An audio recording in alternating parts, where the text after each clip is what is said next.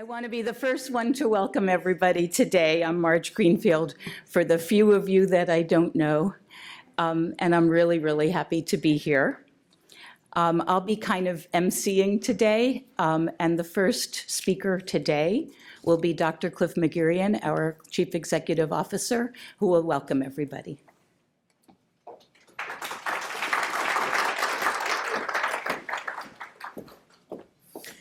Well, this is a very, very exciting event for everyone.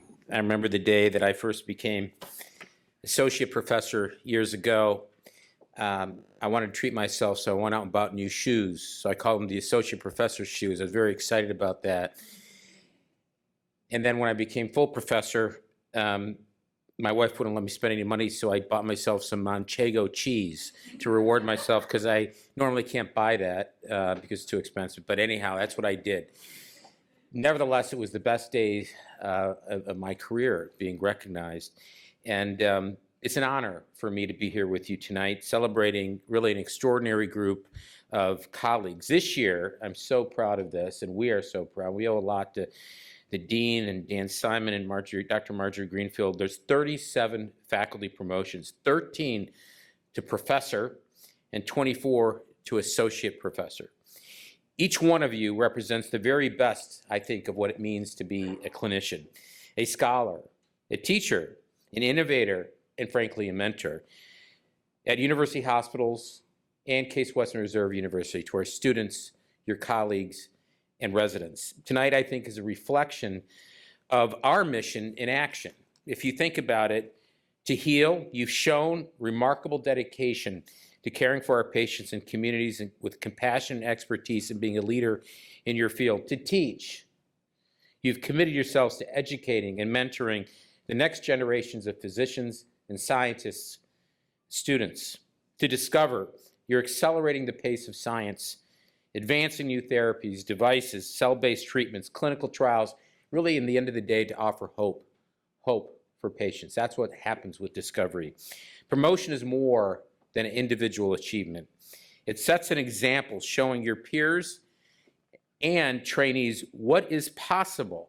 And frankly, when you get promoted, you're inspiring someone else to continue to do the hard work it took for you to get promoted. These promotions are the highlight the depth of our partnership with Case Western Reserve University, a collaboration that's flourished since the late 1800s. Together, we have pioneered research, reshaped medical education, introduced breakthrough therapies, changed the course of medicine. The history is rich.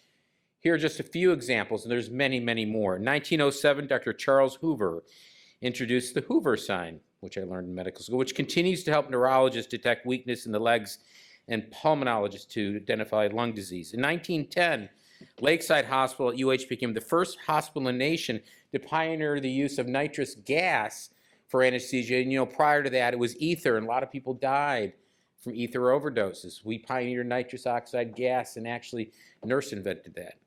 In 1946, UH researchers helped lay the groundwork for what became the DPT vaccine, all here. 60 years ago, Dr. Kenneth Ryan was the first in the world to describe how human ovaries produce estrogen. Unbelievable, all happened here. And more than 50 years ago, Dr. Charles Herndon, the time chief of orthopedic surgery, was the first in the United States to perform something that had never been done before, a hip replacement. Can you believe that? It's done every hour right now around here. These are only a handful of the many breakthroughs our faculty have contributed to over the decades, and tonight we honor the specialists and the primary doctors, everybody across many, many disciplines who are carrying forward, I think, this proud tradition of excellence. Make no mistake, your work inspires others. It encourages our community of supporters to join and help us in advancing health and creating a lasting impact for future generations. Before I close, I want to express my deep gratitude, and I mean this, true friendship, to Dr. Stan Gerson, our dean, and Dr. Cynthia Kubu and Nicole Deming, the Appointment, Promotion, and Tenure Committee at Case Western Reserve University School of Medicine, for recognizing these outstanding contributions. I know I sat on that committee for 4 years, and believe me, it's tough. What you achieved today and being recognized today was a lot of hard work. You don't know the people who come through and are not given the nod. You all were. To Doctors Dan Simon and Dr. Marjorie Greenfield, and also Yi Fritz and Nicole Bollinger and Abby Zona, and to all of our UH departmental and appointments and tenure committee members, thank you for your leadership and your mentorship, especially Marjorie. I remember when she came to me when I was a Barron U president of the physician organization, she said, we can do better. And we did do better. Thank you. And to our department chairs and our vice chairs who take personal responsibility to advocate for their colleagues, but help them along to make sure their applications are crisp and make no mistake that they're going to make it through. And most importantly, for those who brought family, friends, your love and support to your family members who are being honored tonight and promoted tonight, I thank you from the bottom of your heart, because I know I couldn't have done it without my family. As we celebrate, let's remember the mission that inspired our predecessors still drives us today. Our partnership with Case Western Reserve University remains central and stronger than ever, central to our work. Together, we're not only advancing medicine, we're also shaping the future where innovation and compassion go hand in hand, but we're training, if you will, the next generation of our doctors right here. Maya Angelou once said, do the best you can until you know better. Then when you know better, do better. That spirit of growth, discovery, continual improvement is what is all about here tonight. And it will still carry medicine forward for generations to come. Now it's my privilege to introduce our next speaker, Dean Stan Gerson, a renowned physician and cancer researcher. Dr. Gerson is the Dean for the School of Medicine and the Senior Vice President for Medical Affairs at Case Western Reserve University. In 2012, he was the recipient of the Case Western Reserve University Medal for Excellence in Healthcare Innovation, the highest honor bestowed by the School of Medicine to a clinical leader. His research focused on DNA repair mechanism as targets for anti-cancer therapy, stem cell biology, which we now know about today, and the use of stem cells, which he had premonitions that is going to be useful in multiple therapies in early phase cancer trials. He also developed the no blood, no drug policy requiring weekly blood count that resulted in Sandoz Pharmaceuticals being the recipient of FDA approval for clozapine, an effective antipsychosis drug that caused life-threatening agranular cytosis as a side effect. He figured it out. He became a member of the newly NCI-designated cancer center that started here in 1987 and rose to the esteemed position as director of the Case Comprehensive Cancer Center. His transformative leadership was recognized by the exceptional, only 7% of cancer hospitals NCI designated get this, and he was able to achieve that, and we continue with that. Exceptional Cancer Center status designation in the grant renewal. Dr. Gerson served as chief of the Division of Hematology Oncology at University Hospitals and associate director of clinical research at Case Comprehensive Cancer Center in 1995, positions he held until he became ultimately director of the entire cancer hospital. He's an elected member of the most prestigious physician scientist organization, the American Association of Physicians, and has served in numerous NIH study sections, board of scientific advisors. He's published more than 275 journal articles, abstracts, and 19, count them, 19 patents. He graduated magna cum laude from Harvard, received his MD degree from Harvard Medical School, completed his residency and fellowship HEMONC at UPenn. So please join me in welcoming Dr. Dean Gerson.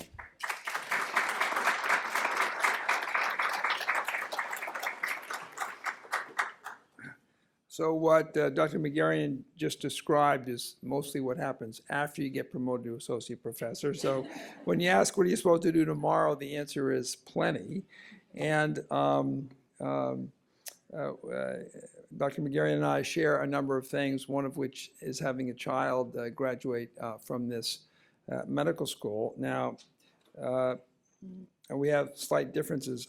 I think Cliff must have had his children a heck of a lot later in life, since my son and now daughter-in-law, both graduates of 2012 here in medical school, were just promoted to associate professor at the University of Vermont. He's a HEMONC, runs their CAR-T program, and she leads the pediatric cardiology group up at University of Vermont, a lifestyle that they actually love.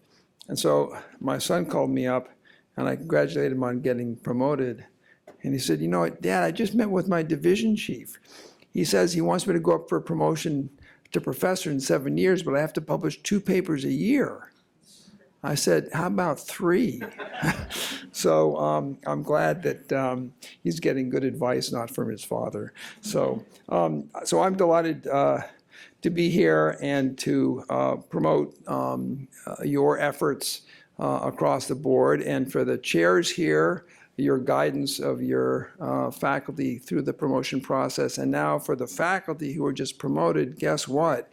Your peers are going to ask you how you did it, and having them go through the process and having them recognize the approach we take is, I think, critical. Now, we do, in fact, have 5 locations for the faculty here in the city of Cleveland, and frankly now, we view ourselves as a worldwide school with faculty, as you know, in Oxford with the Cleveland Clinic across their campuses, as well as in TMU, and we're starting to build faculty in Japan. Most of those are part-time faculty that have engagements with us with research or education, but it provides opportunity in a very reciprocal fashion for us to gain both prominence and opportunities to expand our research, education, and clinical program efforts. And as we will hear a little bit about, I think, later, we've certainly expanded the approach we've taken to the expectations for promotion to include scholarship, authorship, and most importantly to me, impact. Today I happened to read, I got out of clinic early, and if Luke's here, I did just send him a patient for a minor resection, which I hope he can do soon. So thank you, Luke. I read through 35 of our clinical faculty promotion packets. So the dean does take this seriously. And as someone just said to me, it's nice to have a face to a name. I think we need to put faces on the packets so that I can see who I'm dealing with directly. So as Cliff mentioned, to heal, to teach, and to discover. So the complement to that is a school's mission statement, a little more complicated, to improve health globally by linking groundbreaking innovation and research directly to patients and populations within a world-class medical education ecosystem. And many of you came to Cleveland because it really is a world-class medical education and research ecosystem. And each of you contribute in your way. Your impact on the field is to improve your area of specialty, both through education, research, and by improving the incredibly high-quality patient care that's provided throughout the UH system. In so doing, we really are impacting health globally, and I just talked with Dan about programs internationally, including in Uganda, and I forgot to mention Uganda. We have a number of faculty there as well. So the mission and challenges that we have are dramatic, and we know the environment for healthcare in the country, as well as the academic issues and the struggles that many academic institutions are having across the country, shifting into the new environment, if you will, of expectations about health and healthcare. So as Cliff mentioned, a number of promotions, but I also want to point out that we appointed 193 UH faculty, 76 of which are full-time, 117 are part-time faculty because of their location across the region and perhaps outside of the region. As mentioned, a large number of you are being promoted to associate professor with the award of tenure, and 13 up to full professors. So we're looking forward to those associate professors, 7 to 10 years. We expect you all to become professors.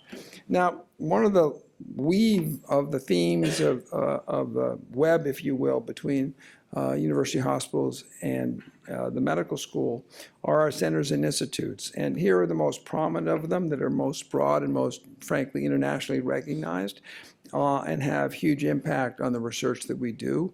The combined effort of these groups represents probably $100 million of research effort, perhaps up to a third of all of the research in the city of Cleveland. But we have about 8 or 9 other centers with direct links to you as faculty at university hospitals that I just want to point out.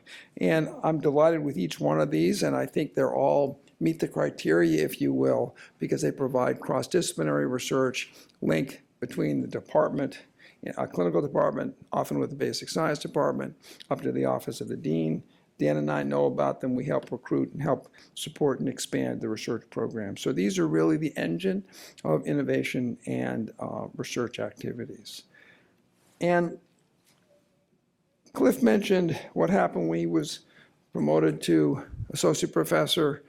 And I remember being patted on the back by Adil Mahmood, walking back to his office in the Department of Medicine after being promoted to professor. And I said naively, "What else is there?" And his answer was, "Think bigger thoughts." Sorry, I moved ahead here. So I really love that comment that we're never quite done and there's always something extra special to do. And we've provided you with that stepping stone up to make your lives even more impactful in our fields of medicine. So participate as you can in your research, education, clinical practice, and participation in centers or institutes. And just finally, I want to point out, and Cliff happens to be here, that we've bestowed a number of endowed professorships over this past year to your faculty. Not here at the promotion stage, but certainly we're delighted to be able to share endowed professorships across the institutions. And with that, I'll turn it over. Thank you.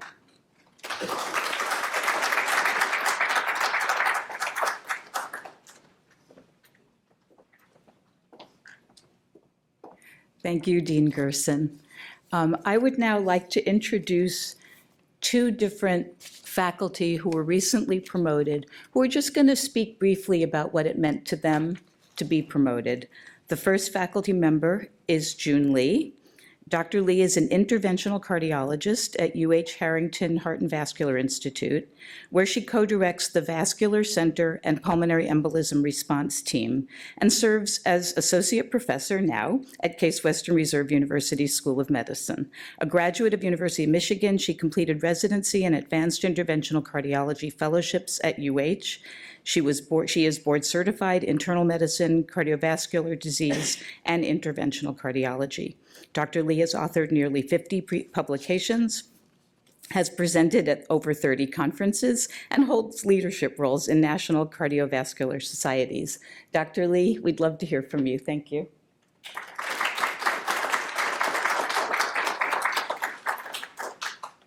Good evening, everybody. First of all, thank you to the committee and for the audience for allowing me the opportunity to speak on behalf of my colleagues that are receiving faculty promotions today. I hope to offer a narrative that really reflects not only my own journey, but also the common threads that we all share as we stand at this important junction in our academic careers. Each of us has a very unique origin story, I call it. Events and people that have molded us into the practitioners that we are today. But it's not all unique. Common themes exist amongst all of us. And when I reflect upon my own journey for today, I thought about the junctions of my life that have determined the path of my career and the vital individuals that have impacted each node and turning point. Like you, all of us began our medical career with an altruistic ambition to help patients regardless of their walk of life and helping them at their most vulnerable states. In medical school in Michigan, I was actually marked by two very distinct core experiences. The first one was a pure adrenaline rush in the operating suite when the aorta was opened and blood gushes across the room. I also fell in love with carotid endarterectomies. Also at the same time, I was coupled with the compassion of bedside rounds with Dr. Kim Eagle in University of Michigan on the cardiology service.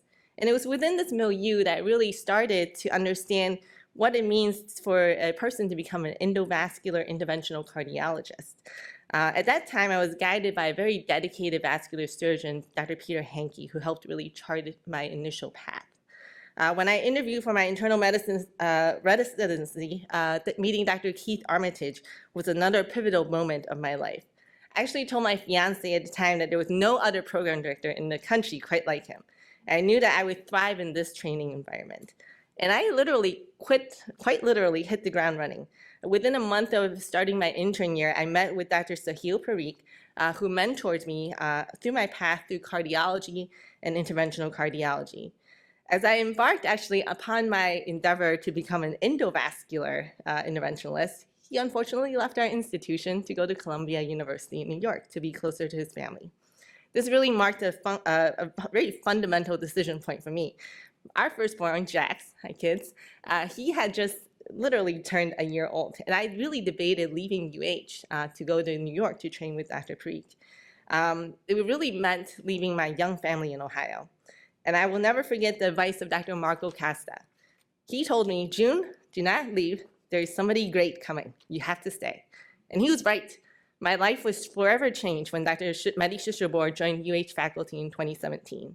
I completed an endovascular training fellowship, really second to none in this country, and I have stayed on to help build our program as faculty, and the rest is history. Every day I aim to hone my practice, my teaching, my research to emanate the ideals of my mentors.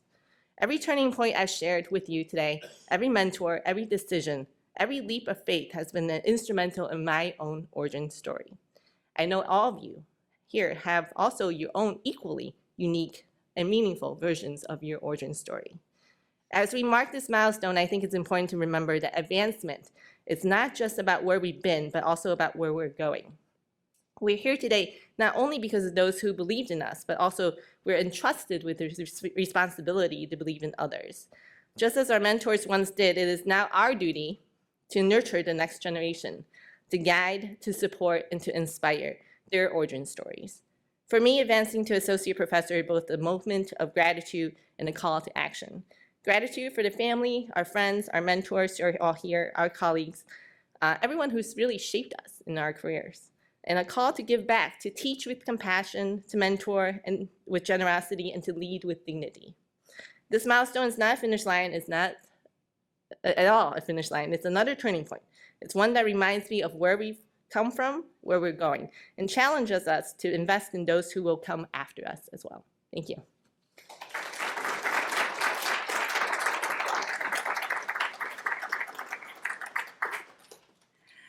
I love that dual idea of the gratitude and the call to action. Thank you so much, Dr. Lee.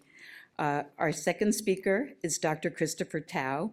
Dr. Tao is an esophageal and thoracic surgeon at UH Cleveland Medical Center and now professor of surgery at Case Western Reserve University. He is board certified in thoracic and esophageal surgery. He earned his medical degree from Weill Cornell Medical College and completed fellowship training at New York Presbyterian Weill Cornell and a cardiothoracic surgery residency at NYU.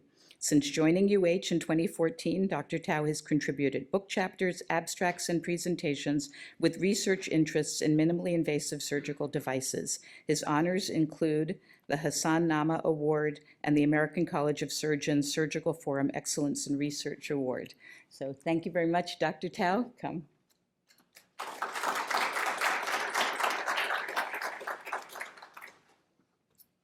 Thank you, and thank you for everyone, Dr. Simon, for the invitation and for the honor of speaking.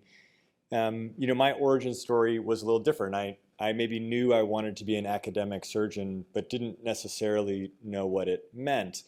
And for me, rank, especially as a junior attending, was something pretty unclear. It seemed like something I was supposed to do, but not something that had value. And I remember going up for associate for the first time and coming to my chair, Joe Sabik, and he told me I wasn't ready. And I was pretty salty about it. And I said, why, who are you to say, kind of? And he said, show me what you can do. And I was mad, and I said, I'll show you. So I wrote 40 abstracts and I published 25 papers that year. And I came back and I was like, mic drop. And he said, okay, you can go up. And I went up that year. I was promoted. And I, felt sort of a sense of hubris, like I was right. But now, years later, having gone up for professor, I realized that I really wasn't ready. And that the act of promotion and the act of him pushing me was what promotion is about. To Dr. Gerson's point, do more, do better, go farther. And I wasn't ready to do that. The act of pushing myself that year taught me invaluable lessons about how to do the research, how to interact with the scientific community, and how to work with my peers to be productive. I worked with, I think, 25 residents and med students that year to write those papers. And that really was the foundation for the sort of growth and mentorship that I needed to become a professor, but also that we as a community needed to meet the mission statements of our institutions. So just sort of reflecting back, I don't really see professorship as a rank as much as maybe a membership, part of a community of people who are invested in these ideas. I'm grateful to be a part of it. And maybe to echo the words of the previous speaker, sort of appreciate the responsibility that we all have in fostering those relationships with our peers. So again, thank you. Thank you to my chair, Dr. Sabik, for pushing me, and Dr. Linden, my division chief, for keeping me honest. And with that, I'll just say thanks again.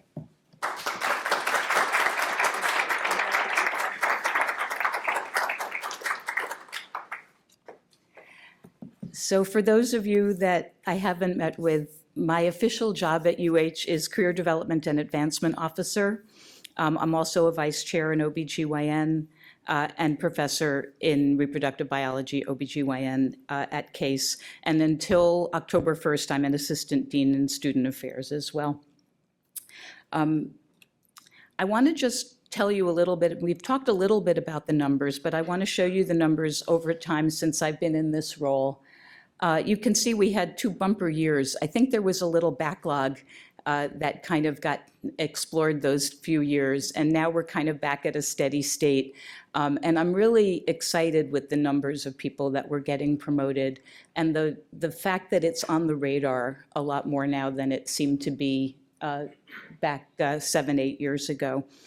So this year we had 36 senior promotions and 1 person who was hired in at a higher rank. Just to give you some perspective on where everybody is, so if you take all of the full-time faculty, 53% are at assistant professor, 23% are at associate, and 25% are at full. And you've contributed to those numbers. As everybody has been saying, it takes a village to shepherd faculty through the promotions process.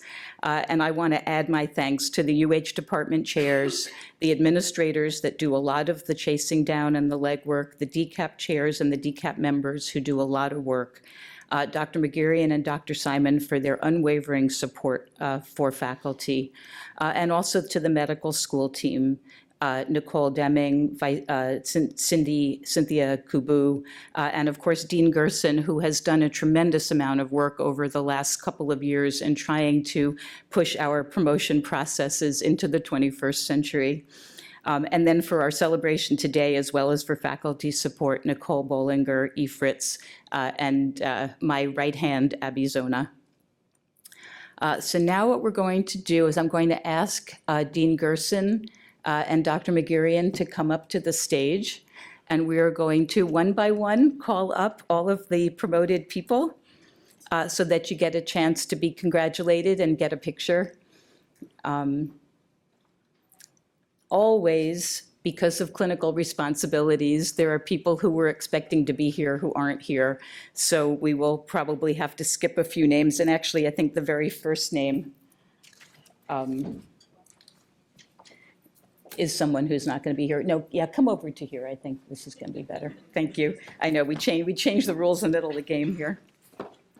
So our first person promoted who is not able to be here today is Dr. Amy Armstrong. Dr. Kiran Faryar.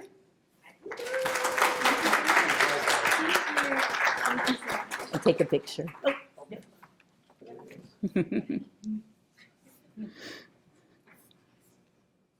Great.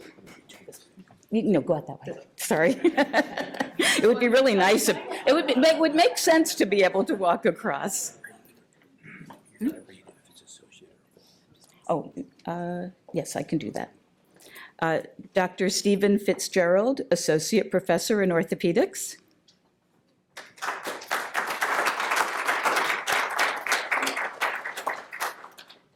Dr. Joseph Finley, Associate Professor, Reproductive Biology.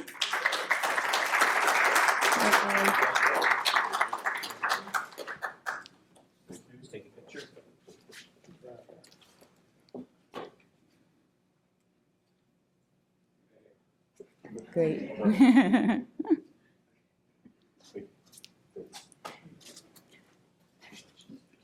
Dr. Christopher Geiger, Associate Professor, Neurology.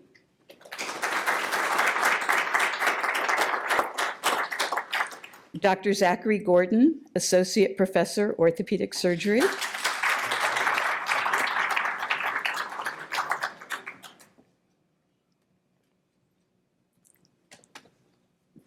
Dr. James Hill, Associate Professor, Anesthesiology.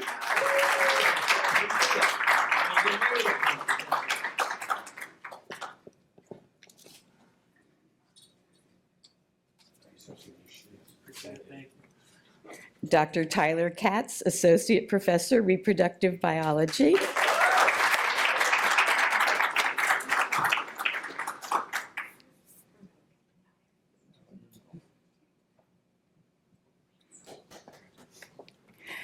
Dr. Erica Kelly, Associate Professor, Reproductive Biology.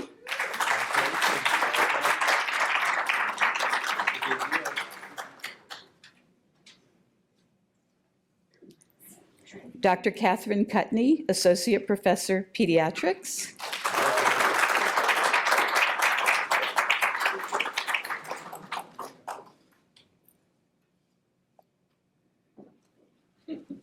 Dr. June Lee, Associate Professor, Internal Medicine.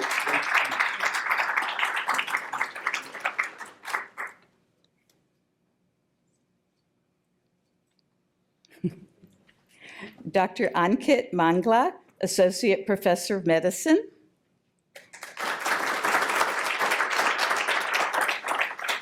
Dr. Ahmad Mansour, Associate Professor of Medicine.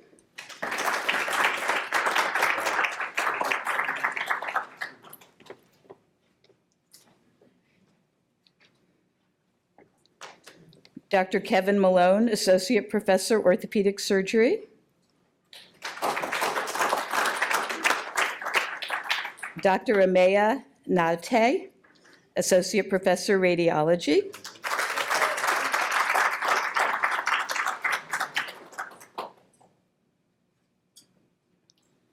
Dr. Ellie Ragsdale, Associate Professor, Reproductive Biology.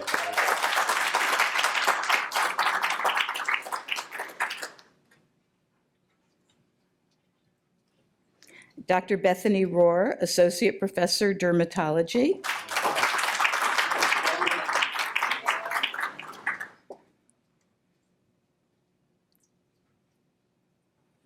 Dr. Luke Rothermel, Associate Professor, Surgery. Dr. Steve Shomish, Associate Professor, Surgery. Dr. Timmy Misra, Associate Professor, Dermatology. Dr. Ruben Stepanian, Associate Professor, Otolaryngology.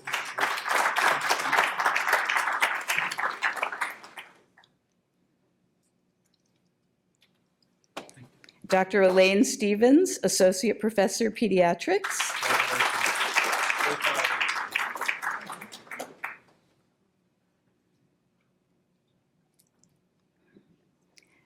Dr. Nanan Thirumabalavan, Associate Professor, Urology.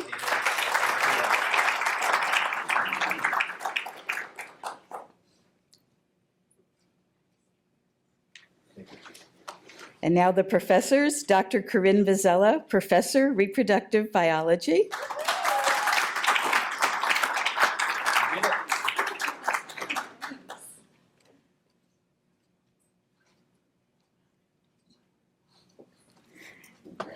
Dr. Annie Basefice, Professor, Pediatrics.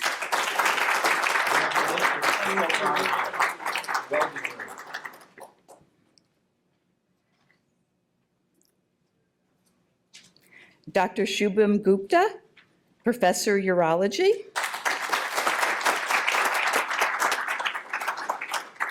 Dr. David Hackney, Professor, Reproductive Biology.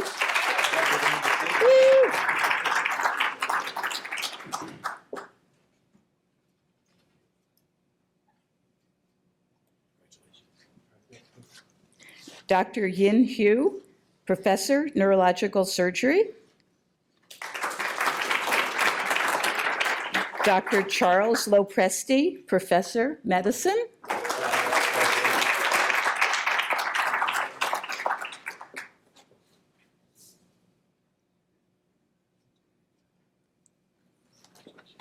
Dr. Shigami Matsuyama, Professor, Ophthalmology.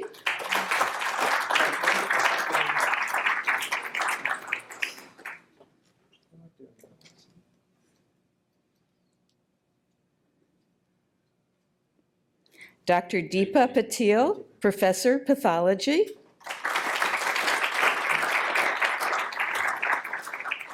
Dr. Jerry Rose, Professor, Pediatrics.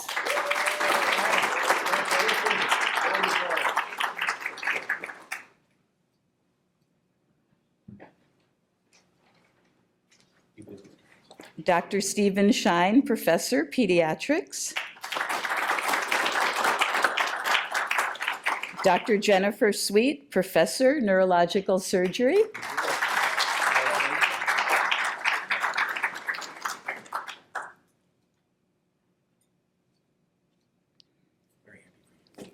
Dr. Christopher Tao, Professor, Surgery.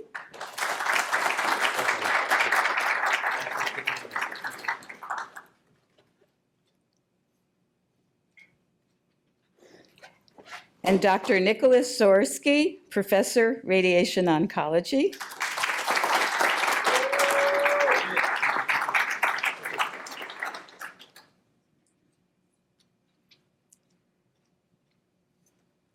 Great, let's give a round of applause for everybody.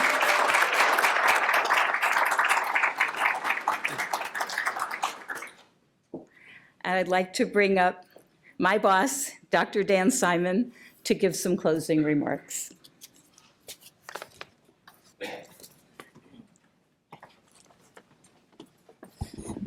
Wow, it's so inspiring to see so many talented individuals gain recognition for accomplishments that are very impactful. I would like to thank Marjorie Greenfield for her incredible role as our Chief Academic and Development Officer. Marjorie, you have transformed, I think, the ability of our faculty to see a path to promotion, and you've given them guideposts and advice, which has been really invaluable. So thank you so much for that.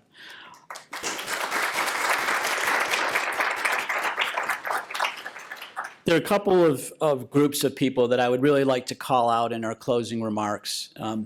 First is the family and your loved ones who are in the back. Promotion is very difficult. It is a very, very long path. We think of great baseball players who make it into the Hall of Fame with batting averages of 300, and you face much tougher odds. Acceptance of papers into journals, 5 to 10% of the time. Grants now used to be 15 to 20%, now in single digits. It's a very long battle of persistence and resilience. And you have been supported by two important groups of people, your family, your loved ones, and also your mentors who have supported you through tough times, occasionally bridging times, but have seen, as I think Chris so elegantly stated, that there is a path, and sometimes you need a little push, and sometimes you need a little love. So thank you to the families, and thank you to your mentors. I'm the last between us and great refreshments and wine, so I want to make this very brief and just to say to you, as you've heard from our two speakers, Promotion is not just recognition of past efforts, but is an invitation to make even greater contributions. We look to you to drive our mission at university hospitals, to heal, to teach, and to discover.